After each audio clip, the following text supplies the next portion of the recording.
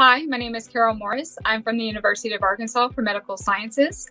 I'm the PhRMA Foundation 2024 Predoctoral Fellowship awardee for drug discovery. So my PhRMA Foundation funded project is focused on using specific antibodies for ischemic stroke.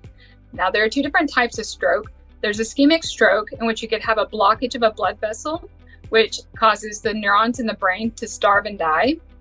Or you could have hemorrhagic stroke, which occurs when you have a rupture of a blood vessel, which causes blood to leak into the brain and also causes neurons to die. We're focused on developing antibodies for ischemic stroke. Now, the great thing about this therapeutic is it's already been found to be beneficial in models of hemorrhagic stroke, meaning we can potentially cut down the time it takes to decipher which type of stroke the patient is having. So another great thing about this therapeutic is it doesn't require deep freezing for storage like other therapeutics on the market. This means it can be stored in an ambulance refrigerator, and that means the patient could potentially be treated faster. Now, there's a phrase known as time is brain, and that's because for every 1 minute a patient goes untreated after stroke, the average patient loses 1.9 million neurons.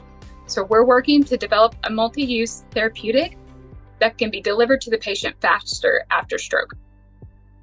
So receiving this PhRMA Foundation Fellowship means that I now have the ability to travel to conferences, engage with scientists, learn from them, and then also to get their feedback on my research, which makes my research more robust.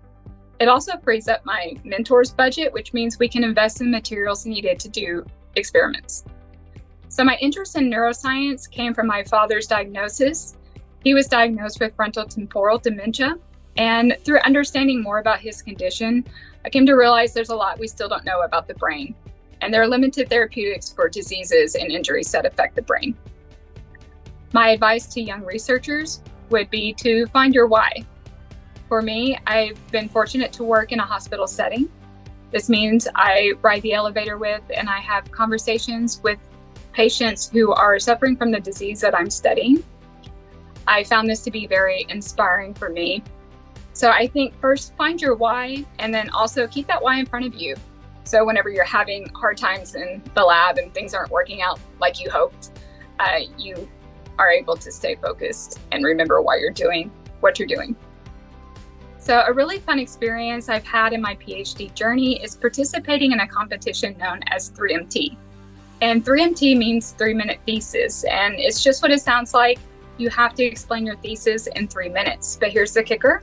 You need to be able to do it to a broad audience using common language.